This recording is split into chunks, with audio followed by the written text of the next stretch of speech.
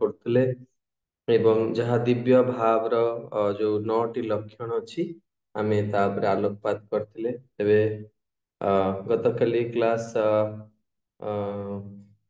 କେତେ number point ପର୍ଯ୍ୟନ୍ତ ଚର୍ଚ୍ଚା ହେଇଥିଲା କିଏ କହିବାକୁ ଚାହିଁବେ? କଣ କଣ ଚର୍ଚ୍ଚା ହେଇଥିଲା ଏଇ ଭାବ ଭକ୍ତି ବିଷୟରେ? ପ୍ରମୋଦାନନ୍ଦ ଗୋପାଳ ପ୍ରଭୁ।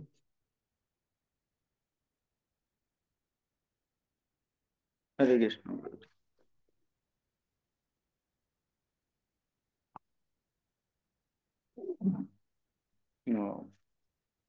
दिव्य भाव विभोर प्रेमिकर लक्षण कथा आलोचना करथिलु। 9टी पॉइंट थिले प्रभु। केତେ नंबर पॉइंट पର୍ଯ୍ୟନ୍ତ ଚର୍ଚ୍ଚା ହେଇଥିଲା ପ୍ରଭୁ? प्रभु जी वांछित फल ପାଇଁ उत्कंठा। ତେଣୁ ଗତକାଲି ମାନେ ଚର୍ଚ୍ଚା କରିଥିଲେ ଆ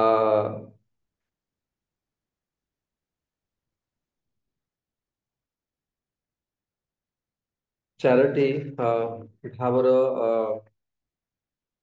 9ଟି ରହିଛି ଗୁରୁତ୍ୱପୂର୍ଣ୍ଣ ବିଷୟ। ସମୟର ସଦୁପଯୋଗ କରିବା, ଅଧ୍ୟବସାୟ କରିବା, ଆ ଆ ଏବଂ ତୃତୀୟରେ ହେଉଛି ଅନାସକ୍ତ ଭାବ, ଜଗତରେ କୌଣସି ବିଷୟ ପ୍ରତି ଆସକ୍ତି ରଖିବା ନାହିଁ।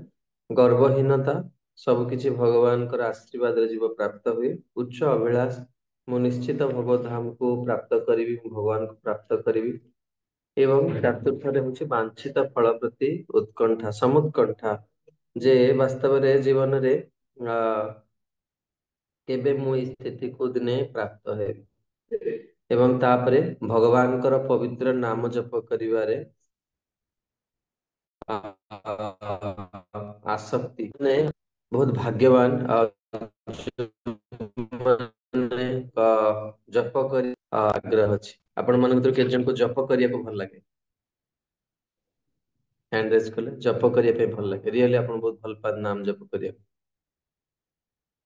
ବହୁତ ଭାଗ୍ୟବାନ ଯଦି କାହା ମନରେ ଜୀବର ହୃଦୟରେ ଯଦି ଜପ ପ୍ରତି ସେଇଭଳି ଭାବନା ଆସିଯାଏ, ବହୁତ ଭାଗ୍ୟବାନ।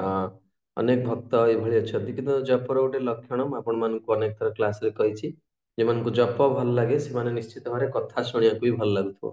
କାରଣ ଯଦି ଆମେ କଥା ନ ଶ୍ରବଣ ନ କରିବା, ଆମର ଠିକ କେବେ ହେଲେ ବି ଠିକଣା ଭାବରେ ନାମ ଜପ ହବ ନାହିଁ।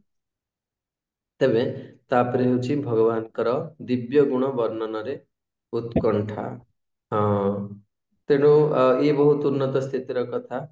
ମୁଁ ଭଗବାନଙ୍କର ଗୁଣଗାନ କରିବାର ଗୋଟେ ଲୋଭ ଥାଏ ମନରେ। ଜୀବନରେ କେବେ ମୁଁ ପ୍ରଭୁଙ୍କ ବିଷୟରେ କିଛି କହିପାରିବି।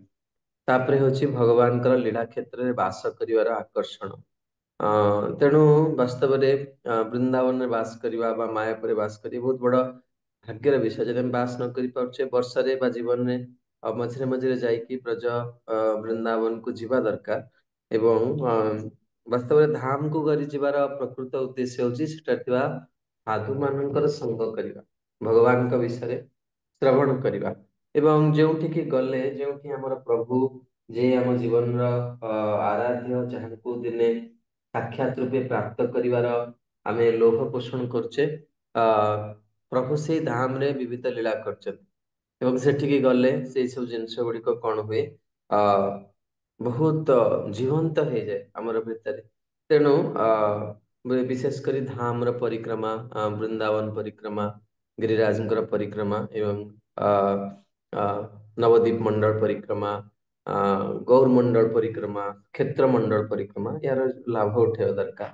ଏବଂ ବାସ୍ତବରେ ଏହା ଦ୍ୱାରା ଭଗବାନ ଅତ୍ୟଧିକ ପ୍ରସନ୍ନ ହୁଅନ୍ତି ଏବଂ ଏଇ ସବୁ ଧାମକୁ ଏଇଭଳି ଭାବରେ ସେବନ କରିବା ଫଳରେ କଣ ହୁଏ, ଧାମ ପ୍ରତି ଆମର ଆସକ୍ତି ହୋଇଯାଏ।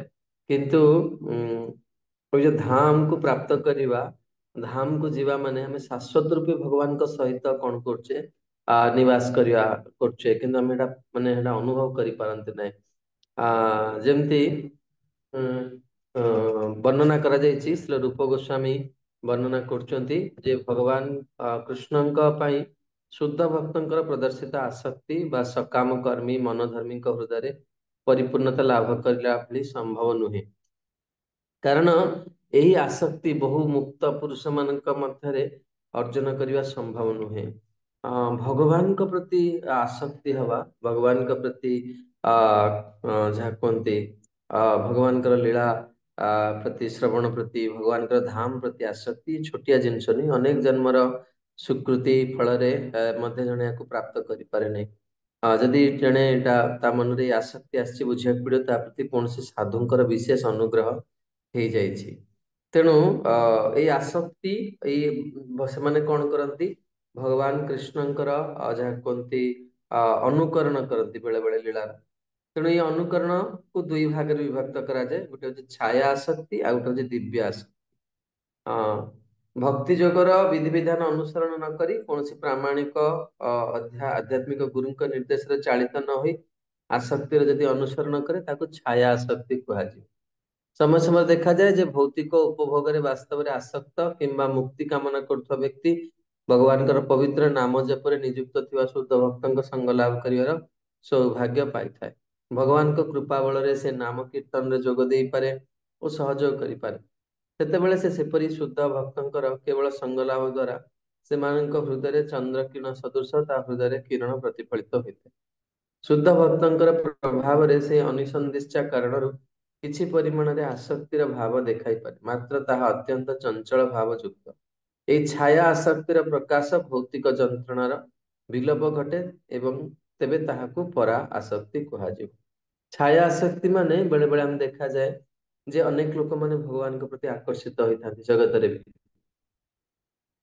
ଅନେକ ଲୋକମାନେ ସମାଜରେ ଅଛନ୍ତି ଯୋଉମାନେ କୌଣସି ପବିତ୍ର ପରମ୍ପରା ନାହାନ୍ତି। ମୋର ଥରେ ମନେ ଅଛି, ମୁଁ ଯେତେବେଳେ ପ୍ରଥମେ ନୂତନ କରି କଥା କହିବା ପାଇଁ, ପ୍ରଚାର କରିବା ପାଇଁ ଆରମ୍ଭ କରିଥିଲି ଏବଂ ମୁଁ ସଂକୀର୍ତ୍ତନ ବସରେ ଯାଇଥିଲି।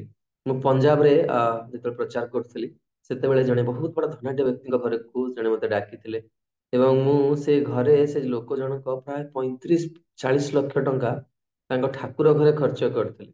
ବହୁତ ବର୍ଷ ତଳର କଥା କହୁଛି, 2009 ମସିହାର କଥା। ହଁ, 35 ଲକ୍ଷ ଟଙ୍କା ଘରେ, ଏବଂ ସେ ପ୍ରାୟ 3 ଲକ୍ଷ ଟଙ୍କାର କୃଷ୍ଣଙ୍କର ଗୋଟେ ଫଟୋ ରଖିଥିଲେ ତାଙ୍କ ଘରେ।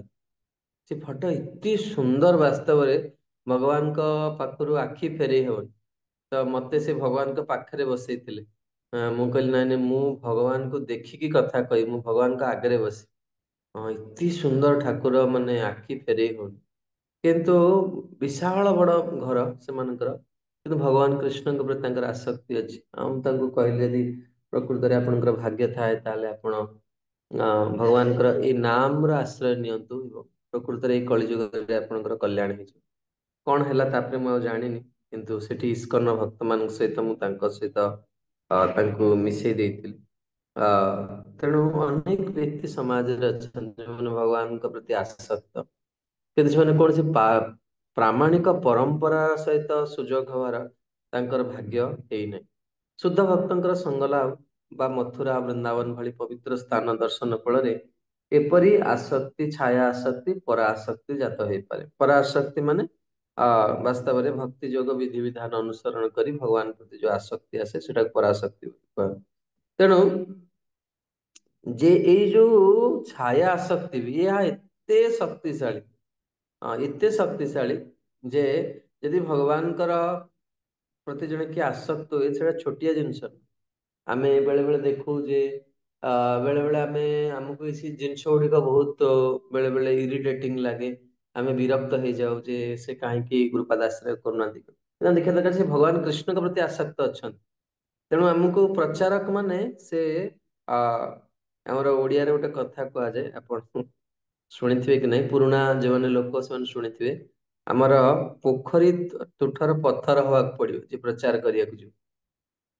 ତ ବହୁତ ସହିବାକୁ ପଡିବ, ବହୁତ କଷ୍ଟ ସହିବାକୁ ପଡିବ। ଦେଖନ୍ତୁ ଆମ ଗୁରୁବର୍ଗ ଆମକୁ କେତେ ସହୁଛନ୍ତି, ପ୍ରତିଦିନ ପ୍ରତି ମୁହୂର୍ତ୍ତରେ କେତେ ଆମ ଦ୍ଵାରା ଭୁଲ ହଉଛି। କିନ୍ତୁ ଆମେ ଯେତେବେଳେ ଗୁରୁଦେବଙ୍କ ପାଖକୁ ଯାଉଛେ, ଆମେ ଏଇ ଆଶା କରି ଯାଉଛେ ଯେ ଗୁରୁଦେବ ଆପଣ ମତେ କ୍ଷମା କରିଦେବେ। ଠିକ ସେମିତି ଆମେ ବି ଅନ୍ୟର ଦୋଷକୁ କ୍ଷମା କରିବା ଦରକାର।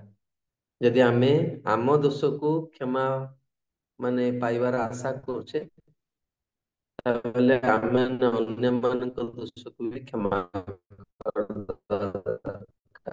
ଆଉ ଯେତେ ଶୀଘ୍ର ଅନ୍ୟମାନଙ୍କର ଦୋଷକୁ କ୍ଷମା କରିବା, ସେତେ ଶୀଘ୍ର ଆମ ଦୋଷରେ ମଧ୍ୟ କଣ ହବା, ନା ମୁକ୍ତି ଧୀରେ ଧୀରେ କଣ ହୁଏ, ସୁଧାର ହବ। ଭକ୍ତଙ୍କ ସଙ୍ଗ ଲାଭ ଫଳରେ ତାହା ପରାସକ୍ତିରେ ପରିଣତ ହେଇଯାଏ। କିନ୍ତୁ ଏଇ ଆସକ୍ତି ଥିବା ଅବସ୍ଥାରେ ଜଣେ ଅପରାଧ ପ୍ରତି ବହୁତ ସାବଧାନ ରହିବା ଦରକାର। ଶୁଦ୍ଧ ଭକ୍ତଙ୍କ ପାଦ ପଦ୍ମରେ ବିଭିନ୍ନ ପରିମାଣର ଅପରାଧ କରିବା ଦ୍ୱାରା ଦିବ୍ୟ ଆସକ୍ତି ଅ ବା ଛାୟା ଆସକ୍ତି ସମ୍ପୂର୍ଣ୍ଣ ଭାବରେ ବିନଷ୍ଟ ହୋଇଯାଏ। ଯଦି ଗୁରୁତର ଅପରାଧ ହେଇଥାଏ ତାହା ପ୍ରାୟ ଶୂନ୍ୟ ଅବସ୍ଥାକୁ ପଳେଇ ଆସେ। ତେଣୁ ଅ ଏଠି କହୁଛନ୍ତି ଯେ ଯଦି ଏଇ ଆସକ୍ତି କମିଯାଏ ତାହେଲେ ସେ ନିଜକୁ ଅହଂ ଗ୍ରହ ଉପାସନା, ନିଜକୁ ବାସ୍ତବରେ ଅ ଭଗବାନଙ୍କ ସହିତ ସମାନ ବୋଲି ବିଚାର କରେ। ଏବଂ ତାପରେ ବେଳେ ବେଳେ ଦେଖାଯାଏ କନିଷ୍ଠ ଭକ୍ତ କୀର୍ତ୍ତନରେ ନୃତ୍ୟରେ ଖୁବ ଉତ୍ସାହର ସହିତ ଅଂଶଗ୍ରହଣ କରୁଛି, କିନ୍ତୁ ସେ ମନେ ମନେ ଭାବୁଛି ଯେ ମୁଁ ଭଗବାନଙ୍କ ସହିତ ଏକ ହେଇଯାଇଛି। ତେଣୁ ଏଇଭଳି ଭାବନା ବହୁତ ଭୟଙ୍କର। ବାସ୍ତବରେ ଏସବୁ ଭାବନା କଣ ହୁଏ ନା ସୂକ୍ଷ୍ମାତି ସୂକ୍ଷ୍ମ ଅପରାଧରୁ ଜଣେ ଜଣଙ୍କର ଆସେ। ତେଣୁ ବର୍ତ୍ତମାନ ହେଲା ପୁନର୍ବାର ସେ ଯେତେବେଳେ ପ୍ରକୃତରେ ସିଦ୍ଧାନ୍ତକୁ ଜାଣେ, ସେ କଣ ହୁଏ ନା ସତର୍କ ହେଇ ଭକ୍ତି ଜୀବନରେ ଆଗାଏ ଏବଂ ପୁନଃ ସେ ସଫଳତା ପାଏ। ଯଦି କୌଣସି ବ୍ୟକ୍ତି ଭକ୍ତି ଯୋଗ ମାର୍ଗରେ ନିଜ ସ୍ଥିତିର କ୍ରମଶଃ ଉନ୍ନତି ନ ଘଟାଇ ପାରେ, ତେବେ ବୁଝିବାକୁ ପଡିବ ସେ ଶ୍ରୀକୃଷ୍ଣଙ୍କର ଅହେତୁକୀ କୃପା ଯୋଗୁ ସମ୍ଭବ ହୋଇପାରିଛି। ଯୋଉ ସବୁ କ୍ରମ ରହିଛି, ଯଦି ସେଇ କ୍ରମ ତା ପାଖରେ ଦେଖାଯାଉନି କିନ୍ତୁ ସେ ଭକ୍ତି ରାଜ୍ୟରେ ଅଛି, ତାହେଲେ ବୁଝିବାକୁ ପଡିବ ଭଗବାନଙ୍କର ବିଶେଷ କୃପା ତା ଉପରେ ଅଛି। ଯଦି ଜଣେ ଭୌତିକ ଉପଭୋଗରୁ ଅନାସକ୍ତ ହୋଇଛି, ଶୁଦ୍ଧ ଭକ୍ତି ଜାଗ୍ରତ କରିପାରିଛି, ତେବେ ବେଳେ ବେଳେ ଭକ୍ତିର ଆକସ୍ମିକ ଭାବରେ ଯଦି କିଛି ତା ଦ୍ୱାରା ଭୁଲ ହେଇଯାଏ, ତାହେଲେ ବ୍ୟକ୍ତି କେହି ତା ପ୍ରତି ଈର୍ଷା ପରାୟଣ ହେବା ଉଚିତ ନୁହେଁ। କାରଣ ଯୋଉମାନେ ଭଗବତ ଗୀତାରେ ମଧ୍ୟ ସ୍ୱୀକୃତ ହେଇଛି ଭଗବାନଙ୍କ ଠାରେ ଅଟଳ ବିଶ୍ୱାସ ଭକ୍ତି ରଖିଥିବା ଭକ୍ତ ଯଦି ଆକସ୍ମିକ ଭାବରେ ତାର କିଛି ଭୁଲ ହେଇଯାଏ, ତାହେଲେ ଭଗବାନଙ୍କର ସେ ଶୁଦ୍ଧ ଭକ୍ତ ରୂପେ ପରିଗଣିତ ହବ। ଭଗବାନ କୃଷ୍ଣ ଓ ଆଧ୍ୟାତ୍ମିକ ଗୁରୁଙ୍କ ଠାରେ ଭକ୍ତିର ଅଟଳ ବିଶ୍ୱାସ ରଖିଥିବା ବ୍ୟକ୍ତି ଭକ୍ତି ଯୋଗ ମାର୍ଗରେ ଉଚ୍ଚତର ସ୍ଥିତିକୁ ଅଗ୍ରଗତି କରେ। ନୃସିଂହ ପୁରାଣରେ ମଧ୍ୟ ଉଲ୍ଲେଖ ଅଛି, ଯଦି ଜଣେ ବ୍ୟକ୍ତି ତାର ମନ, ଶରୀର ଓ କାର୍ଯ୍ୟକୁ ସମ୍ପୂର୍ଣ୍ଣ ରୂପେ ଭଗବାନଙ୍କ ସେବାରେ ନିୟୋଜିତ କରିଛି, ତାହେଲେ ସେ ଖୁବ ଶୀଘ୍ର ଭକ୍ତିର ନିଷ୍ଠାପର ସ୍ଥିତିକୁ ପ୍ରାପ୍ତ ହେଇଯିବ ଏବଂ ତାର ସମସ୍ତ ଖରାପ ଗୁଣ କଣ ହବ ନା ଧୀରେ ଧୀରେ ସେ ସେଥିରୁ ମୁକ୍ତ ହେଇଯିବ। ଯେମିତି ଦେଖାଯାଏ ଯେ ଚନ୍ଦ୍ରରେ ଅନେକ ଦାଗ ଥାଏ, କିନ୍ତୁ ବାସ୍ତବରେ ସେଥିରେ ଆଲୋକ ଦବାରେ ସେ ବାଧା ପ୍ରାପ୍ତ ହୁଏ ନାହିଁ। ଠିକ ସେଇଭଳି ଭାବରେ ଭକ୍ତି ଜୀବନରେ ସାମାନ୍ୟ ଦୋଷ ବୋଲି ଗଣ୍ୟ ହୁଏ ନାହିଁ। ଭଗବାନଙ୍କ ପ୍ରତି ଆସକ୍ତି ଏହା ହଉଛି କଣ ଦିବ୍ୟ ଆନନ୍ଦ। ତେଣୁ ବାସ୍ତବରେ ଏଇ ଯୋଉ କ୍ଷୁଦ୍ରାତି କ୍ଷୁଦ୍ର ଦୋଷ ଉପରେ ବିଚାର ନ କରି ଆମେ ଭଗବାନଙ୍କର ସେବା, ଭଗବାନଙ୍କର ଭକ୍ତିକୁ ପ୍ରାଧାନ୍ୟ ଦେବା ଦରକାର। ଏବେ ବର୍ତ୍ତମାନ ଏଇ ଭକ୍ତିର ସାମନ୍ତ ସିନ୍ଧୁର କ୍ଲାସର ଶେଷ ଅଧ୍ୟାୟ, ଯାହା ହଉଛି ଶୁଦ୍ଧ ଭଗବତ ପ୍ରେମ, ଅଧ୍ୟାୟ 19। ତେଣୁ ଏଥିରେ ଏଇ ଅଧ୍ୟାୟରେ ବର୍ଣ୍ଣନା କରାଯାଇଛି ଯେ ବାସ୍ତବରେ ଯେତେବେଳେ ଏଇ ଭଗବାନଙ୍କର ପ୍ରୀତିର ବାସନା, କୃଷ୍ଣ ପ୍ରୀତିର ବାସନା କହିଲେ କଣ ବୁଝାଯାଏ? ଆପଣ କଣ ବୁଝୁଛନ୍ତି ହିରଣ୍ମୟ ପ୍ରଭୁ? हाँ हाँ, हरे कृष्ण प्रभु जी। तो कृष्ण, शुद्ध कृष्ण भक्तिर बासना तो ଆମେ ଜୀବନରେ ଯଦି ସବୁ ଟାଇମ୍ ଆମେ ଭଗବାନଙ୍କର କଥା ଶୁଣିବା, ତାଙ୍କ ଭଗବାନଙ୍କର ସେବା କେମିତି କରିବା, ସେ ପାଇଁକି ଆଗ୍ରହ ସବୁବେଳେ ରହିଥିବ। ସମୟ, କୌଣସି ସମୟଟା କେମିତି ଭଗବାନଙ୍କର ସେବାରେ ଲଗେଇ ପାରେ ପ୍ରତ୍ୟେକ ସମୟଟାକୁ। ଆଚ୍ଛା, ଏଇଟା ଆଉ ଟିକେ ସ୍ପଷ୍ଟ କରିବାକୁ ଚାହିଁବେ योगेश गोपीनाथ प्रभु, ଆପଣ କଣ ବୁଝୁଛନ୍ତି କୃଷ୍ଣ ପ୍ରୀତିର ବାସନା? ହରେ କୃଷ୍ଣ ବର୍ତ୍ତମାନ ଯେଉଁ ଭକ୍ତ ଭାବ ବିଭୋର କୌଣସି ଭଗବାନଙ୍କ କଥା ଶ୍ରବଣ କଲା ବେଳେ ଯଦି ଭାବ ବିଭୋର ହୁଏ, ଆଉ ତାର ଶରୀରରେ କିଛି ରୋମାଞ୍ଚ ଜାତ ହୁଏ କୀର୍ତ୍ତନ, ତ ସେଟା ଠିକ ଠିକ ଠିକ ପ୍ରଭୁ। ଠିକ ଅଛି ପ୍ରଭୁ, ବହୁତ ସୁନ୍ଦର। କଲ୍ୟାଣ କୃଷ୍ଣ ସଖୀ ପ୍ରଭୁଜୀ ମାତାଜୀ, ଆପଣ ଦଣ୍ଡବତ ପ୍ରଣାମ। କହିବାକୁ ଚାହିଁବେ ଆଜ୍ଞା କୃଷ୍ଣ ପ୍ରୀତିର ବାସନା ଶବ୍ଦ କହିଲେ ହଁ କଣ ବୁଝୁଛନ୍ତି? ହରେ କୃଷ୍ଣ ପ୍ରଭୁଜୀ ଦଣ୍ଡବତ ପ୍ରଣାମ। କୃଷ୍ଣ ପ୍ରୀତିର ବାସନା କଲେ ମୁଁ ଏହା ବୁଝୁଛି ଯେ ଭଗବାନଙ୍କ ପ୍ରୀତି ବିଧାନ ଅର୍ଥେ ଆମେ ଯଦି କିଛି ସେବା କରୁ ଆଉ ଆସକ୍ତି ବହୁତ ଥାଏ ଯେ ମୋର ଏଇଟା ଭଗବାନଙ୍କ ପ୍ରତି ମାନେ ମାନେ କଣ ତାଙ୍କ ଏଇ କାମଟା ଦ୍ଵାରା ଭଗବାନଙ୍କୁ ମୁଁ ପ୍ରୀତି ପ୍ରଦାନ କରିପାରିବି ଆଉ ମତେ ମଧ୍ୟ ସେ କାମଟା କରିବା ପାଇଁ ବହୁତ ଆସକ୍ତି ଥିବ, ତାହେଲେ ମୁଁ ଜାଣିବି ଯେ ଏଇଟା ମୋର ଭଗବାନଙ୍କ ପ୍ରତି ପ୍ରୀତି ଆସକ୍ତି ବୋଲି। ବହୁତ ସୁନ୍ଦର, ଏକ୍ସାକ୍ଟ ଆନ୍ସର। ଠିକ ଅଛି, ପ୍ରମୋଦାନନ୍ଦ ଗୋପାଳ ପ୍ରଭୁ ଆପଣ କିଛି କହିବାକୁ ଚାହୁଁଛନ୍ତି? ପ୍ରଭୁଜୀ, ଭକ୍ତ ସବୁବେଳେ ଚିନ୍ତା କରେ ଯେ ମୁଁ ପଛେ ନରକକୁ ଯାଏ କିନ୍ତୁ କୃଷ୍ଣଙ୍କର ପ୍ରୀତି ହଉ, କୃଷ୍ଣଙ୍କୁ ସୁଖ ହୁଁ, ମିଳୁ।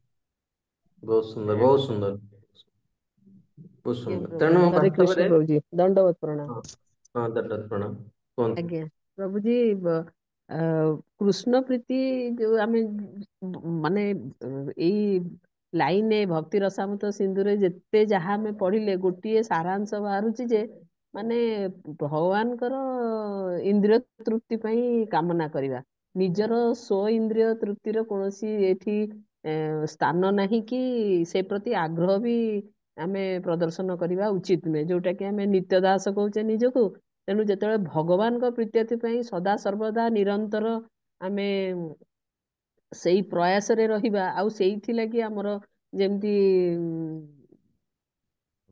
ସେଇ ଯୋଉ ଚେତ ଦର୍ପଣ ଚେଷ୍ଟା ମାର୍ଜନାରେ ରହିବା କଥା। ତୃତୀୟ ଷ୍ଟାଞ୍ଜାରେ ରହିଛି ଯେ ଯେତେବେଳେ ଠିକ ତଣ୍ଟି ଠିକ। ଗଦଗଦ ହେଇଯିବ, ରୋମାଞ୍ଚ ଜାତ ହବ, ଆଖିରୁ ଅଶ୍ରୁ ବହିବ, ସେଇ ପ୍ରକାର ସ୍ଥିତିକୁ ଯେତେବେଳେ ଯିବା ଆମେ ଲାଗିବ ଯେ ଠାକୁରଙ୍କ କାମନା ବାସନା ପାଇଁ ଆମେ, କାମନା ତ ନୁହେଁ ବାସନା ପାଇଁ ଆମର ମାନେ ଅତ୍ୟଧିକ ପରିମାଣରେ ଆଗ୍ରହ ଇଚ୍ଛା ରହିଛି। ବହୁତ ସୁନ୍ଦର ମାତା, ବହୁତ ସୁନ୍ଦର। କୃଷ୍ଣ ପ୍ରୀତିର ବାସନା ଅର୍ଥାତ ଭଗବାନଙ୍କୁ ପ୍ରସନ୍ନ କରିବାର ଯେକୌଣସି ଉପାୟରେ ଆମେ ଭଗବାନଙ୍କୁ ପ୍ରସନ୍ନ କରିବାର ଯୋଉ ଅଭିଳାଷକୁ କୃଷ୍ଣ ପ୍ରୀତିର ବାସନା କୁହାଯାଏ ଏବଂ ଏହା ଶୁଦ୍ଧ ପ୍ରେମ ମଧ୍ୟ କୁହାଯାଏ। ତେଣୁ ଭଗବାନ ଏହା ଆରମ୍ଭରେ ଗୁରୁଙ୍କ ମାଧ୍ୟମରେ ଭକ୍ତି ଯୋଗର ବିଧିବିଧାନରେ ନିଯୁକ୍ତ ରୁହେ ଏବଂ ଯେତେବେଳେ ସେ ଭୌତିକ ବନ୍ଧନରେ ସମ୍ପୂର୍ଣ୍ଣ ରୂପେ ଶୁଦ୍ଧ ହୋଇଯାଏ ସେତେବେଳେ ତା ହୃଦୟରେ ଭଗବତ ଭକ୍ତି ପ୍ରତି ଆସକ୍ତି ଓ ରୁଚି ଜାତ ହୁଏ। ଏଇ ରୁଚି ଆସକ୍ତି କାଳକ୍ରମେ କ୍ରମଶଃ ଘନୀଭୂତ ହୋଇ ପ୍ରେମରେ ପରିଣତ ହୁଏ। ପ୍ରେମ ଶବ୍ଦଟି ବାସ୍ତବରେ କେବଳ ପରମ ପୁରୁଷ ଭଗବାନଙ୍କ ସମ୍ବନ୍ଧରେ ପ୍ରୟୋଗ କରାଯାଇପାରେ। ଭୌତିକ ଜଗତରେ ପ୍ରେମ ଶବ୍ଦ ଆଦୌ ବ୍ୟବହାର ଯୋଗ୍ୟ ନୁହେଁ, କାରଣ ଏଠି ପ୍ରେମ ନାହିଁ, ଏଠି କେବଳ ଇନ୍ଦ୍ରିୟ ପ୍ରୀତିର ବାସନା ରହିଛି। ସ୍ଵର୍ଣ୍ଣ ଓ ଲୋହ ମଧ୍ୟରେ ପାର୍ଥକ୍ୟ ସଦୃଶ ପ୍ରେମ ଓ ଇନ୍ଦ୍ରିୟ କାମନା ମଧ୍ୟରେ ଗଭୀର ପାର୍ଥକ୍ୟ ରହିଛି। ତେଣୁ ନାରଦ ପଞ୍ଚରାତ୍ରରେ ଏହା ସ୍ପଷ୍ଟ ଭାବରେ ଉଲ୍ଲେଖ ରହିଛି ଯେ ଇନ୍ଦ୍ରିୟ କାମନାକୁ ଯେତେବେଳେ ସମ୍ପୂର୍ଣ୍ଣ ରୂପେ ପରମ ପୁରୁଷ ଭଗବାନଙ୍କର ସେବା କାମନାରେ ପରିବର୍ତ୍ତିତ କରାଯାଏ ତାହା ପରିପୂର୍ଣ୍ଣ ସମ୍ବନ୍ଧ ସ୍ଥାପନ ହୋଇଯାଏ। ତାହାକୁ ଶୁଦ୍ଧ ଭଗବତ ପ୍ରେମ ବୋଲି ଭୀଷ୍ମ, ପ୍ରହ୍ଲାଦ, ଉଦ୍ଧବ, ନାରଦଙ୍କ ଭଳି ମହାନ ଅଧିକାରୀଗଣ ଗ୍ରହଣ କରିଛନ୍ତି। ତେଣୁ ଏଇ ଯୋଉ ଶୁଦ୍ଧ ପ୍ରେମ ଭଗବାନଙ୍କ ନିକଟକୁ ଦୁଇଟି ଅବସ୍ଥାରେ ସ୍ଥାନାନ୍ତରିତ କରାଯାଇପାରେ, ଅର୍ଥାତ ଭାବ ବିଭୋର ହୋଇ ଏବଂ ସ୍ଵୟଂ ଭଗବାନଙ୍କର ଅହେତୁକୀ କୃପା ଲାଭ କରି। ହଁ, ତେଣୁ ଆସନ୍ତୁ ଆମେ ଦୁଇଟି ଯାକ ବିଶେଷ ଶ୍ରବଣ କରିବା। ପ୍ରଥମେ ହଉଛି ଭାବ ସ୍ଥିତିର କଥା। ଯେତେବେଳେ ଶୁଦ୍ଧ ଅ ମାନେ ବିଧି ଭକ୍ତିରେ ଶୁଦ୍ଧ ସ୍ଥିତିକୁ ଜଣେ ପଳେଇଯାଏ ସେତେବେଳେ ଭାବ ପୂର୍ଣ୍ଣ ପ୍ରେମ ଜାଗ୍ରତ ହୁଏ। ଏକାଦଶ ସ୍କନ୍ଦ ଦ୍ଵିତୀୟ ଅଧ୍ୟାୟ 40 ନମ୍ବର ଶ୍ଲୋକରେ ବର୍ଣ୍ଣନା କରାଯାଇଛି ଯେ ଏଇ ବିଧି ପୂର୍ଣ୍ଣ ଭାବରେ ସେବା କଲେ ଏଇ ଶୁଦ୍ଧ ଭାବପୂର୍ଣ୍ଣ ଭାବ କଣ ହବ, ହୃଦୟରେ ପ୍ରକଟ ହବ। ତେଣୁ ଭକ୍ତି ଯୋଗର ବିଧିବିଧାନ ସମ୍ପାଦନ କରୁଥିବା ସମୟରେ ଜଣେ ନିଜର ସ୍ୱାଭାବିକ କୃଷ୍ଣ ଭାବନାମୃତକୁ କଣ କରାଏ ନା ଉନ୍ନତି କରାଏ। ଏହିପରି ଦ୍ରବୀଭୂତ ହୃଦୟରେ ସେ ଉନ୍ମତ୍ତ ପ୍ରାୟ କୀର୍ତ୍ତନ କରେ, ନୃତ୍ୟ କରେ। ଭଗବାନଙ୍କର ପବିତ୍ର ନାମ କରିବା ସମୟରେ ତାର ଆଖିରୁ ଲୋତକ ଝରିଯାଏ ଏବଂ ସେ ବେଳେ ବେଳେ ସାମଞ୍ଜସ୍ୟ ହୀନ କଥାବାର୍ତ୍ତା କରେ, ସଙ୍ଗୀତ ଗାନ କରେ ଏବଂ ବହିର୍ଭୂତ ପରି କୃପା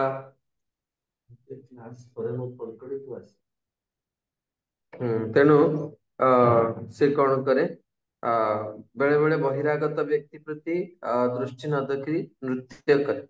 ତେଣୁ ପଦ୍ମ ପୁରାଣରେ ଏକ ଚରିତ୍ର ବର୍ଣ୍ଣନା କରାଯାଇଛି ଯେ କିଭଳି ଜଣେ ବହୁତ ସୁନ୍ଦର ନାରୀ ଭଗବାନଙ୍କୁ ପତି ରୂପରେ ପାଇବା ପାଇଁ କଠିନ ବ୍ରହ୍ମଚର୍ଯ୍ୟ ବ୍ରତ ପାଳନ କଲେ।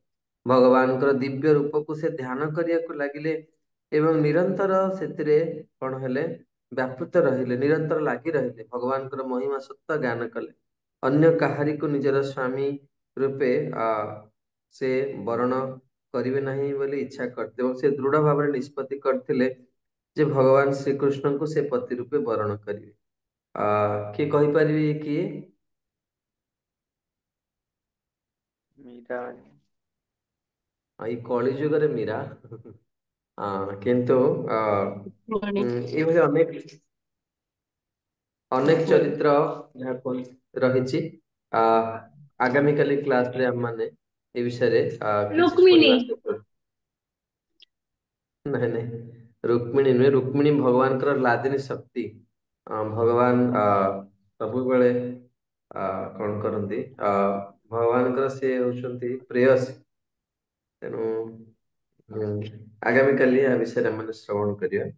ତାପରେ ଇଏ ହଉଛି ଭାବ ଭକ୍ତି। ତେଣୁ ଏଇଠୁ ଆପଣ ଗୋଟେ ଜିନିଷ ଆମେ ଜାଣିପାରିବା ଯେ ବାସ୍ତବରେ ଭଗବାନଙ୍କର ଗୋପୀ ମାନଙ୍କ ସହିତ ଯୋଉ ସମ୍ପର୍କ, ତାହା କୌଣସି ଶାରୀରିକ ମାନେ ଇଏ ସମ୍ବନ୍ଧ ନୁହେଁ। ତାହା ହଉଛି କଣ ନା, ଅନେକ ଜନ୍ମ ଜନ୍ମ ଧରି ଯୋଉମାନେ ତପସ୍ୟା କରିଛନ୍ତି, ସେମାନଙ୍କୁ ଭଗବାନ କଣ କରିଛନ୍ତି ନା କୃତାର୍ଥ କରିବା ପାଇଁ ବର୍ତ୍ତମାନ ଏଇ ଯୋଉ ଭଗବାନଙ୍କର ଏଇ କୃଷ୍ଣ ଅବତାରରେ ଭଗବାନ କଣ କରୁଛନ୍ତି, ଅଙ୍ଗୀକାର କରିଛନ୍ତି। ତେଣୁ ତାପରେ ହଉଛି ଭଗବାନଙ୍କର ଗୋଟେ ହେଲା ଭାବ ଭକ୍ତିର କଥା, ଆଉ ଗୋଟେ ହଉଛି ଭଗବାନଙ୍କର ବିଶେଷ କୃପା। ତେଣୁ ଏଇ କୃପା ବିଷୟରେ ଭଗବାନ ଉଦ୍ଧବଙ୍କୁ ବର୍ଣ୍ଣନା କରିଛନ୍ତି ଏକାଦଶ ସ୍କନ୍ଦ 12 ଅଧ୍ୟାୟ 7 ନମ୍ବର ଶ୍ଲୋକରେ। ତେଣୁ ଭଗବାନ କହୁଛନ୍ତି ଯେ ବୃନ୍ଦାବନରେ ଗୋପୀ ମାନେ ମତେ ଲାଭ କରିବାକୁ ବେଦ ଅଧ୍ୟୟନ କରିନଥିଲେ, କୌଣସି ପବିତ୍ର ସ୍ଥାନକୁ ଯାତ୍ରା ମଧ୍ୟ କରିନଥିଲେ, କିମ୍ବା ବିଧିବିଧାନ ସହିତ ନିଷ୍ଠାର ସହିତ ପାଳନ କରିନଥିଲେ, କୌଣସି ପ୍ରକାର କୁଚ୍ଛ ସାଧନା କରିନଥିଲେ। କେବଳ ମୋର ସଙ୍ଗ ଲାଭ କରି ସେମାନେ ଭକ୍ତିର ସର୍ବୋଚ୍ଚ ସ୍ଥିତି ଲାଭ କରିଛନ୍ତି। ପଦ୍ମପୀଠ ହଉଛି ଭଗବାନଙ୍କର ସ୍ୱତନ୍ତ୍ର କୃପା, ଯାହାକୁ ସୌରୀ କୃପା ବୋଲି କୁହାଯାଏ। ଭଗବାନଙ୍କର ଭଗବାନ ସ୍ୱରାଟ ପୁରୁଷ କାହାକୁ ବି କୃପା କରିପାରିବେ। ଏଠି କିଛି ବିଶେଷ ଗୋପୀ ମାନଙ୍କର ନାଁ ଭଗବାନ ଉଲ୍ଲେଖ କରୁଛନ୍ତି, ଯୋଉମାନେ ଭଗବତ କୃପାରୁ କଣ ନା ଏଇ ସ୍ଥିତିକୁ ଲାଭ କରିଥିଲେ। ପଦ୍ମ ପୁରାଣରେ ଏକ ଦୃଷ୍ଟାନ୍ତର ବର୍ଣ୍ଣନା କରାଯାଇଛି ଯେ ଭଗବାନ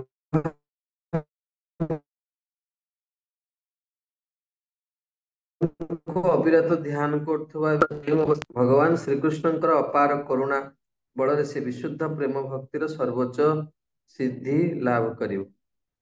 ଏବଂ ଏହା ଭାଗବତରେ ମଧ୍ୟ ସ୍ୱୀକୃତ ହୋଇଛି। ଜଣେ ଭକ୍ତ ଜଣେ କଣ କରେ ନା, ସେ ସମସ୍ତ ପ୍ରକାର ଯୋଉ ସାଧନା ଯଦି ଜଣେ ଭକ୍ତି କରୁଛି, ତାହେଲେ ବୁଝିବାକୁ ପଡିବ ଯେ ସମସ୍ତ ପ୍ରକାର ସାଧନା ତାର ସେ ଆଗରୁ କରିସାରିଛି। ତାପରେ ସେ ଆଧ୍ୟାତ୍ମିକ ଜୀବନକୁ ସେ କଣ କରୁଛି, ଆସିଛି। ତେଣୁ ଭାଗବତରେ ବର୍ଣ୍ଣନା କରାଯାଇଛି, ଯେତେବେଳେ ବେଣୁ ଗୀତରେ କେବଳ କି ବାୟୁକୁ ଭକ୍ଷଣ କରି ଅନନ୍ତ କୋଟି ବର୍ଷ ଧରିକି ଭଗବାନଙ୍କୁ ପାଇବାର ସେମାନେ କଣ କରୁଛନ୍ତି, ଅପେକ୍ଷାରତ ଅଛନ୍ତି। ଆଉ ବର୍ତ୍ତମାନ କୃଷ୍ଣ ଅବତାରରେ ଭଗବାନ କଣ କରୁଛନ୍ତି ନା ତାଙ୍କୁ କୃତାର୍ଥ କରୁଛନ୍ତି। ତେଣୁ ଭଗବାନଙ୍କର ଅପାର କରୁଣାରୁ, ଭଗବାନଙ୍କର ଏଇ କରୁଣାଟା ହଉଛି ସର୍ବୋପରି। ଶ୍ରୀମଦ୍ ଭାଗବତମରେ ଏହାକୁ ବାରମ୍ବାର ପ୍ରତିପାଦନ କରାଯାଇଛି। ଆଉ ଆମମାନେ ଭକ୍ତ ହିସାବରେ ସବୁବେଳେ ଭଗବାନଙ୍କର ଏଇ କରୁଣାକୁ କଣ କରିବା, ସବୁବେଳେ ଭଗବାନଙ୍କର ଏଇ କରୁଣାକୁ ପ୍ରାର୍ଥନା କରିବା ଯେ ପ୍ରଭୁ ମୋ ପ୍ରତି ବି ଆପଣଙ୍କର ସେଇଭଳି ଦୟା ହଉ। କୋଉଦିନ ମୁଁ ବି କାମ ବାସନାରୁ ମୁକ୍ତ ହେଇ ପ୍ରଭୁ ଆପଣଙ୍କୁ ନିଜର ବୋଲି ନିଜର କରିପାରିବି। ତେଣୁ ବାସ୍ତବରେ ଭଗବାନଙ୍କର କୃପା ବହୁତ ପ୍ରକାର ହେଇପାରେ, ଯେମିତି ଧନ ପ୍ରାପ୍ତି, ଭଗବାନଙ୍କ ଭଳି ସମାନ ଐଶ୍ୱର୍ଯ୍ୟ ପ୍ରାପ୍ତି, ଭଗବାନଙ୍କ ସହିତ ଏକାଠି ବାସ କରିବା। ତେଣୁ ବାସ୍ତବରେ ପ୍ରତି ଆକୃଷ୍ଟ ହବା, ଯଦି ଭଗବାନଙ୍କ ପ୍ରତି ଜଣେ କଣ ହୁଏ ନା ମଧ୍ୟ ଜାତ ହୁଏ। ତେଣୁ ଭଗବାନ ନାରଦ ପଞ୍ଚରାତ୍ରରେ ଶୁଦ୍ଧ ଆଉ ଅବିମିଶ୍ରିତ ଭକ୍ତିକୁ ବ୍ୟକ୍ତିଗତ ଲାଭ ପାଇଁ କୌଣସି ଉଦ୍ଦେଶ୍ୟ ନଥିବା କଥା କୁହାଯାଏ। ଜଣେ ଭକ୍ତ ଭଗବାନଙ୍କ ସହିତ ସବୁବେଳେ ପ୍ରେମରେ ଆବଦ୍ଧ, ତାର ମନ ଉପରେ ସତ ନିବଦ୍ଧ। କୌଣସି ସେଇ ପ୍ରକାର ଭକ୍ତିପୂର୍ଣ୍ଣ ମନୋଭାବ ଭଗବାନଙ୍କର ଦୃଷ୍ଟି ଆକର୍ଷଣ କରିବାର ଏକମାତ୍ର ଉପାୟ ରୂପେ ପ୍ରତିପାଦିତ। ଅନ୍ୟ ଭାଷାରେ ଆ ଯୋଉମାନେ ଭଗବାନଙ୍କର ରୂପକୁ ସର୍ବଦା ଧ୍ୟାନ କରନ୍ତି ସେମାନେ ଶୁଦ୍ଧ ବୈଷ୍ଣବ ରୂପରେ ପରିଗଣିତ ହେବେ। ସାଧାରଣତଃ ଭକ୍ତିର ବିଧିବିଧାନ କଠୋର ଭାବେ ଅନୁସରଣ କରୁଥିବା ଯୋଗୁ ଭଗବାନଙ୍କର ଅହେତୁକୀ କୃପା ଲାଭ କରିଥିବା ଭକ୍ତ ଭଗବାନଙ୍କର ପରମ ମହାନତା ବା ଦିବ୍ୟ ସୌନ୍ଦର୍ଯ୍ୟ ପ୍ରତି ଆକୃଷ୍ଟ ହୁଏ। ସ୍ପଷ୍ଟ ଭାବରେ କହିଲେ ଜଣେ ଯେତେବେଳେ ବିଧିବିଧାନ ପାଳନ କରେ ସେ ଧୀରେ ଧୀରେ ଭଗବାନଙ୍କର ସୌନ୍ଦର୍ଯ୍ୟ ପୂର୍ଣ୍ଣ ଅନୁଭବ ଆସେ। ମୁଁ ଗୋଟିଏ ଛୋଟିଆ ଉଦାହରଣ ଆପଣ ମାନଙ୍କୁ ଦଉଛି ଯେ ଭଗବାନଙ୍କର ସୌନ୍ଦର୍ଯ୍ୟର ଅନୁଭୂତି କେମିତି। ଯେମିତି ଆମେ ବର୍ତ୍ତମାନ ସୌନ୍ଦର୍ଯ୍ୟ ଭଗବାନଙ୍କର ସୌନ୍ଦର୍ଯ୍ୟ କହିଲେ ଆପଣ କଣ ବୁଝନ୍ତି? ଦାମୋଦର ହରି ପ୍ରଭୁ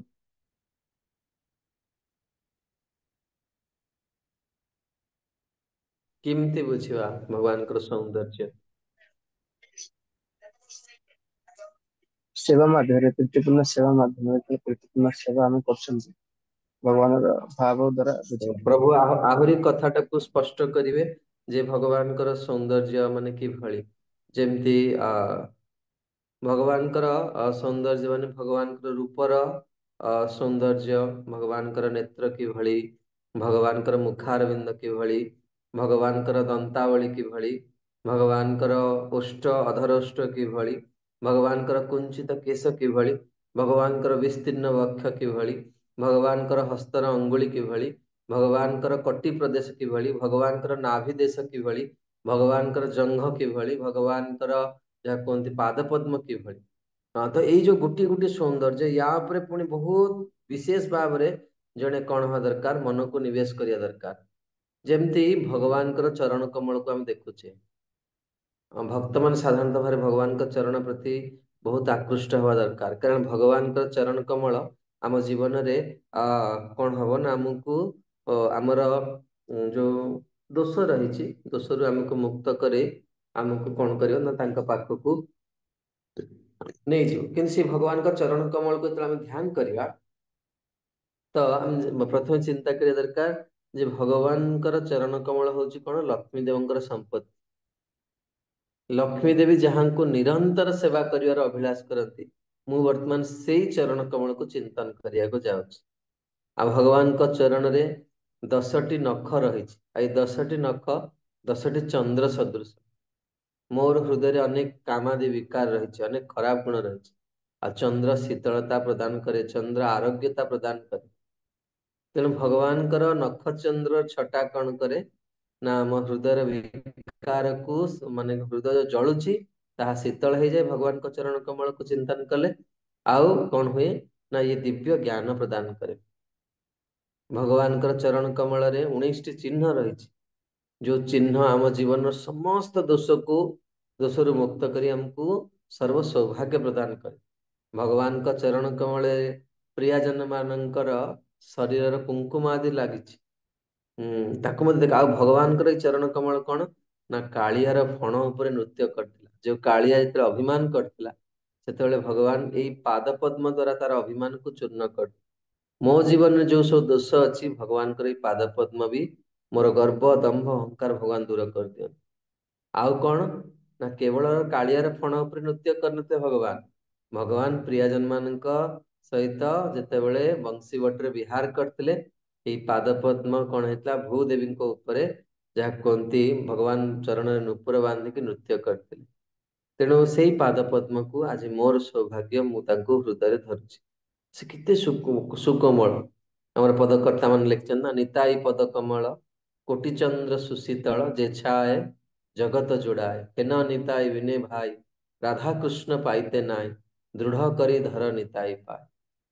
ତେଣୁ ଏଇଭଳି ଭାବରେ ଯେତେବେଳେ ଆମେ ସାଧନ ବିଧି ଭକ୍ତିକୁ ପାଳନ କରିବା, ଧୀରେ ଧୀରେ ଧୀରେ ଧୀରେ କଣ ହବ ନା ଆମର ଅନୁରାଗ ଟା ପରିସ୍ପୃଷ୍ଟ ହେଇକି ଧୀରେ ଯେତେ ଚିତ୍ତ ଶୁଦ୍ଧି ହବ ଏଇଟା କଣ ହବ ନା ଏଇ ଅନୁଭବ ଆସିବ। ତେଣୁ ତାପର ଏବଂ ଶେଷ ହଉଛି ଶୁଦ୍ଧ ଭକ୍ତଙ୍କର ସଙ୍ଗଲା। ଏଇଠିରେ ଭକ୍ତିର ସାମୁତ ସିନ୍ଦୁର ପ୍ରଥମ ଲହରୀ ଶେଷ ହବ। ଭଗବତ ପ୍ରେମ ଜାତ ହେବାର ଯଦିଓ ବିଭିନ୍ନ ପଦ୍ଧତିର ଅବତାରଣା କରାଯାଇଛି, ତଥାପି ରୂପ ଗୋସ୍ୱାମୀ ଉଚ୍ଚ ଆସନ ଲାଭର ସର୍ବୋତ୍ତମ ଉପାୟ ହିସାବରେ ଏକ ସାଧାରଣ ବର୍ଣ୍ଣନା ଦେଇଛନ୍ତି କି କେମିତି ଆମେ ଭକ୍ତି ଜୀବନରେ ଉଚ୍ଚ ସ୍ଥିତିକୁ ପ୍ରାପ୍ତ କରିପାରିବା। ଭଗବାନଙ୍କର ଦିବ୍ୟ ଭାବପୂର୍ଣ୍ଣ ପ୍ରେମର ଆରମ୍ଭ ମୂଳତଃ ବିଶ୍ୱାସ ଅଟେ। ଶ୍ରଦ୍ଧା ଶବ୍ଦେ ବିଶ୍ୱାସ କହେ, ସୁଦୃଢ ନିଶ୍ଚୟ କୃଷ୍ଣ ଭକ୍ତି କହିଲେ ସର୍ବକର୍ମ କୃତ ହୁଏ। ଶ୍ରଦ୍ଧାରୁ ହିଁ କଣ ହୁଏ, ଆଧ୍ୟାତ୍ମିକ ଜୀବନର ସୋପାନ ଆରମ୍ଭ ହୁଏ। ସବୁବେଳେ ମୁଁ ଆପଣମାନଙ୍କୁ ହାତ ଯୋଡ଼ି ନିବେଦନ କରୁଛି, ନିଜର ଶ୍ରଦ୍ଧାଟାକୁ କେବେ ହେଲେ କଣ କରିବେ, ନଷ୍ଟ କରିବାକୁ ଦେବେନି। ଆମେ ଇସ୍କନକୁ ଆସିଲା ପରେ ବହୁତ ଚାଲାକ ହେଇଯାଉ, ବହୁତ ଚାଲାକ ହେଇଯାଉ, କିନ୍ତୁ ଏଇ ଚାଲାକି ଆମକୁ ଭକ୍ତି ଜୀବନରେ ଅଗ୍ରଗତି କରିବାରେ ସାହାଯ୍ୟ କରିବ। ମୁଁ ସବୁବେଳେ ଚିନ୍ତା କରେ ଚାଲାକ ସେ ଆମେ ଇସ୍କନରେ ଚାଲାକ କଣ, କାହା ସହିତ ମିଶିଲେ ଆମକୁ ସମ୍ମାନ ମିଳିବ, କାହା ସହିତ ମିଶିଲେ ଆମକୁ ସୋସାଇଟିରେ ଫ୍ୟାସିଲିଟି ମିଳିବ, ଭଲ ପ୍ରସାଦ ମିଳିବ ବା କିଛି ସାହାଯ୍ୟ ମିଳିବ, ଆମେ ଏଇ ସବୁ ଚାଲାକି ଶିଖିଯାଉ।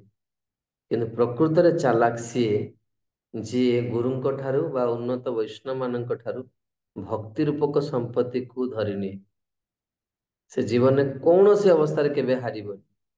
ଯଦି ଆମେ ଏ ଚାଲାକି ନ ଶିଖିଲେ ତାହେଲେ ସାରା ଜୀବନ ଆମକୁ କଣ ପୁରା ଠକିବାକୁ, ଆମେ ବଞ୍ଚିତ ହେଇଯିବୁ।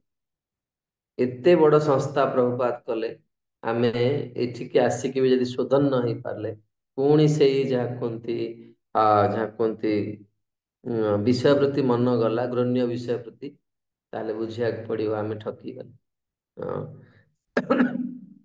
ତେଣୁ ଜଣେ ଯଦି ଶ୍ରଦ୍ଧା ଅଛି, ତାହେଲେ ତାର କଣ ହୁଏ, ଭଗବାନଙ୍କର ବିଶ୍ୱାସ ବହୁତ ରହିଛି। ଭଗବାନଙ୍କର ଭକ୍ତ ମାନଙ୍କର ବହୁତ ବିବିଧ ପରମ୍ପରା ସବୁ ରହିଛି। ବିଶ୍ୱାସର ସହିତ ଯଦି ଏଇ ପରମ୍ପରା ସହିତ କିଏ ସମ୍ବନ୍ଧ ସ୍ଥାପନ କରେ, ତାହେଲେ ତାର ଶୁଦ୍ଧ ଭକ୍ତି ମାର୍ଗରେ ଅଗ୍ରଗତି। ଶୁଦ୍ଧ ଭକ୍ତର ପ୍ରଭାବ ଏପରି ଯେ କେହି ସାମାନ୍ୟ ବିଶ୍ୱାସର ସହିତ ତାର ସଙ୍ଗ ଲାଭ କରିବାକୁ ଆସେ ଏବଂ ଯେତେବେଳେ ସେ ଭଗବତ ଗୀତା ଭାଗବତ ଭଳି ପ୍ରାମାଣିକ ଶାସ୍ତ୍ରରୁ ଭଗବାନଙ୍କ ସମ୍ବନ୍ଧରେ ଶ୍ରବଣ କରିବାର ସୁଯୋଗ ଲାଭ କରେ, ଏହିପରି ଭାବେ ପ୍ରତ୍ୟେକ ବ୍ୟକ୍ତିର ଅନ୍ତରରେ ଅବସ୍ଥାପିତ ଭଗବାନଙ୍କର କରୁଣା ବଳରେ ଶାସ୍ତ୍ର ମାନଙ୍କରେ ବର୍ଣ୍ଣନା ମାନଙ୍କରେ କ୍ରମଶଃ ବିଶ୍ୱାସ ଜାତ ହୁଏ। ଶୁଦ୍ଧ ଭକ୍ତଙ୍କର ସଙ୍ଗ ଲାଭ କରିବାର ଏଇଟା ହଉଛି ପ୍ରଥମ ସ୍ତର। ଏବଂ ଏଇ ଯୋଉ ଭକ୍ତ ମାନଙ୍କ ସଙ୍ଗ ଯେତେବେଳେ ଟିକେ ଉନ୍ନତ ପରିପକ୍ୱ ହୁଏ, ଦ୍ୱିତୀୟ ସ୍ତରକୁ ଆସେ, ସିଏ ଆପେ ଆପେ ଶୁଦ୍ଧ ଭକ୍ତଙ୍କ ନିର୍ଦ୍ଦେଶରେ ନୀତି ନିୟମ ମାନ ଅନୁସରଣ କରିବାକୁ ଇଚ୍ଛା କରେ ଏବଂ ତାପରେ ସେ ଗୁରୁ ଗ୍ରହଣ କରେ ଏବଂ ତାପରେ ଗୁରୁଙ୍କ ତତ୍ୱାବଧାନରେ ବିଧିପୂର୍ବକ ଭକ୍ତି ଆଚରଣ କରେ। ତାର ଫଳସ୍ୱରୂପ ଅବାଞ୍ଛିତ ପାପ କାର୍ଯ୍ୟରୁ ସେ ମୁକ୍ତ ହୁଏ। ଧୀରେ ଧୀରେ ଏଇ ଭକ୍ତି ଯେତେବେଳେ ଘନୀଭୂତ ହୁଏ, ତାପରେ ଭକ୍ତି ପ୍ରତି ତାର ଅଭିରୁଚି ଜାତ ହୁଏ, ଆସକ୍ତି ଆସେ, ଭାବ ବିହର ଜନ୍ମେ, ଶେଷ ପର୍ଯ୍ୟାୟରେ ଶୁଦ୍ଧ ପ୍ରେମ ଜାତ ହୁଏ। କେବଳ ଶ୍ରେଷ୍ଠ ଭାଗ୍ୟବାନ ପୁରୁଷ ଜୀବନରେ ଏଇଭଳି ସଫଳତା ଅର୍ଜନ କରିପାରେ। ବୈଦିକ ଶାସ୍ତ୍ରର ଭୌତିକ ଦିଗ ଅଧ୍ୟୟନ କରୁଥିବା ବ୍ୟକ୍ତି ଏପରି ବିକାଶ କିପରି ସଂଗଠିତ ହୁଏ ସେ ଉପଲବ୍ଧି କରିପାରିବନି। ତେଣୁ ନାରଦ ପଞ୍ଚରାତ୍ରରେ ଶିବଜୀ ପାର୍ବତୀଙ୍କୁ କହିଛନ୍ତି, ହେ ଦେବୀ, ମୋ ଠାରୁ ତୁମେ ଅବଗତ ହେଇପାର ଯେ ପରମ ପୁରୁଷ ଭଗବାନଙ୍କ ପ୍ରତି ଯେଉଁ ବ୍ୟକ୍ତିର ଦିବ୍ୟ ଭାବପୂର୍ଣ୍ଣ ପ୍ରେମ ଜାତ ହୋଇଛି, ଏଇ ପ୍ରେମ ଯୋଗୁ ସେ ଦିବ୍ୟ ଆନନ୍ଦରେ ନିରନ୍ତର ନିମଜ୍ଜିତ ରହିଛି। ତାର ମନରୁ ଜାତ ହେଉଥିବା ଭୌତିକ ଦୁଃଖ ଓ ସୁଖ ମଧ୍ୟ ସେ ଅନୁଭବ କରିପାରେ ନାହିଁ। ସ୍ନେହର ପ୍ରେମପୂର୍ଣ୍ଣ ବ୍ୟବହାରର ବୃକ୍ଷର ବିଭିନ୍ନ ଶାଖା ଅଟେ। ତେବେ ଏଇ ସ୍ନେହପୂର୍ଣ୍ଣ ପ୍ରକାଶର ଏହା କଣ ନା ପୂର୍ବଭାସ ଅଟେ। ଏଇ ସ୍ନେହପୂର୍ଣ୍ଣ ପ୍ରକାଶ ସବୁ ଏଠାରେ ଆଲୋଚନା କରାଯିବ ନାହିଁ। ଏହା ସନାତନ ଗୋସ୍ୱାମୀଙ୍କର ଲିଖିତ ଭାଗବତାମୃତମ ଗ୍ରନ୍ଥରେ ବର୍ଣ୍ଣନା ରହିଛି। ଏଇ ବିଷୟ ଅତ୍ୟନ୍ତ ଗୋପନୀୟ, ତଥାପି ସନାତନ ଗୋସ୍ୱାମୀ ଏହାକୁ ବର୍ଣ୍ଣନା କରିଛନ୍ତି। ଭକ୍ତି ରସାମୃତ ସିନ୍ଧୁର ପ୍ରଥମ ଭାଗ ସମାପ୍ତ କରି ଉକ୍ତ ରଚନାକୁ ଦିବ୍ୟ ମାଧୁର୍ଯ୍ୟର ପ୍ରତିଷ୍ଠାତା ଶ୍ରୀଲ ସନାତନ ଗୋସ୍ୱାମୀ, ଗୋପାଳ ଭଟ୍ଟ ଗୋସ୍ୱାମୀ, ରଘୁନାଥ ଭଟ୍ଟ ଗୋସ୍ୱାମୀ, ରଘୁନାଥ ଦାସ ଗୋସ୍ୱାମୀଙ୍କର ଦିବ୍ୟ ଆନନ୍ଦ ପାଇଁ ସମର୍ପଣ କରିଛନ୍ତି। ଏହି ଭିତରୁ ମନେ ହୁଏ ଭକ୍ତି ରସାମୃତ ସିନ୍ଧୁର ରଚନା କାଳ ମଧ୍ୟରେ ମହାନ ଆଚାର୍ଯ୍ୟ ଶ୍ରୀଲ ଜୀବ ଗୋସ୍ୱାମୀ ସେତେବେଳେ ବେଶୀ ପ୍ରସିଦ୍ଧି ଲାଭ କରିନଥିଲେ। ଏବଂ ଜୀବ ଗୋସ୍ୱାମୀ ବାସ୍ତବରେ ରୂପ ଗୋସ୍ୱାମୀଙ୍କର ଶିଷ୍ୟ ଥିଲେ। ତେଣୁ ହୁଏତ ରୂପ ଗୋସ୍ୱାମୀ ସେଥିପାଇଁ ବି ତାଙ୍କ ନାଁ ଲେଖି ନଥାଇ ପାରନ୍ତି। କିନ୍ତୁ ସମସ୍ତ ଗୋସ୍ୱାମୀ ମାନଙ୍କୁ ଏଇ ଗ୍ରନ୍ଥକୁ ରୂପ ଗୋସ୍ୱାମୀ କଣ କରିଛନ୍ତି, ସମର୍ପଣ କରିଛନ୍ତି ଏବଂ ଆମମାନେ ବି ଆଜି ଏଇ ଗ୍ରନ୍ଥର ଶେଷରେ ଭଗବାନଙ୍କୁ ପ୍ରାର୍ଥନା କରିବା। ଅନେକ ବିଷୟ ଆମେ ଚର୍ଚ୍ଚା କଲେ, ବହୁତ ଗୁଡେ ବିଷୟରେ ଆମର ଅଧିକାର ନାହିଁ। ଏବେ ବି ଆମେ ଆମର ଯାହା କୁହନ୍ତି ଅନେକ ସମସ୍ୟାକୁ ନେଇକି ଆମମାନେ ସଂଘର୍ଷ କରୁଛେ, କିନ୍ତୁ ଭଗବାନଙ୍କ କୃପା ପୂର୍ବରୁ ଯଦି ଭକ୍ତ ମାନଙ୍କର କୃପା ଆମ ପ୍ରତି ହୁଏ, ତାହେଲେ ଆମେ ନିଶ୍ଚିତ ଭକ୍ତିର ସାମନ୍ତ ସିନ୍ଧୁର ଏଇ ସ୍ଥିତିକୁ ଆମେ ପହଞ୍ଚି ପାରିବା। ତେବେ ଆଜି ଏଇଠି ବାଣୀକୁ ବିରାମ ଦଉଛି। ଆଗାମୀକାଲି ଭକ୍ତିର ସାମନ୍ତ ସିନ୍ଧୁର ଯୋଉ 4ଟି ମୁଖ୍ୟ ଶ୍ଲୋକ ରହିଛି, ଯାହା ଆପଣମାନଙ୍କୁ ନିଶ୍ଚିତ ଭାବରେ କୁହାଯାଇଥିବ। ଭକ୍ତିର ସାମନ୍ତ ସିନ୍ଧୁରେ ପ୍ରଭୁ ଦେଇଛନ୍ତି ଆପଣଙ୍କୁ ଶ୍ଲୋକ କି ମେମୋରାଇଜ ଭର୍ସେସ୍ ଦେଇଛନ୍ତି ଆପଣଙ୍କୁ? ଅମୃତେଶ କୌର ପ୍ରଭୁ କିଏ ମାଇକ୍ରୋଫୋନ ଅନ୍ କରି କୁହନ୍ତୁ, ଦିଆହେଇଛି ଆପଣଙ୍କୁ? ହରେ କୃଷ୍ଣ ପ୍ରଭୁ ଦିଆ ହେଇଛି, ପିଡିଏଫ ହଁ ଛଡା ତ ହେଇଛି। ହଁ ପ୍ରଭୁ ଦିଆ ହେଇଛି। ତ ଆଗାମୀକାଲି ସେଇ 4ଟି ଶ୍ଲୋକ ବିଷୟରେ ଆମେ ଚର୍ଚ୍ଚା କରିବା। ଏବଂ ଯଦି ଆପଣ ମାନଙ୍କର ଏକ୍ଜାମ ନଥାଏ ଏବଂ ମୋର ନେକ୍ସଟ ୱିକରେ ସୋମବାର ଦିନ କି ମଙ୍ଗଳବାର ଦିନ ଯଦି ଆପଣ ମାନେ ଚାହିଁବେ, ତାହେଲେ ଆମେ ଭକ୍ତି ରସାମୃତ ସିନ୍ଧୁର ଏକ ଶ୍ଲୋକ ଅନୁସାରେ ଏକ ପୁନଃ ଧାରାବାହିକ ପ୍ରସ୍ତୁତ ଆମେ କରିପାରିବା।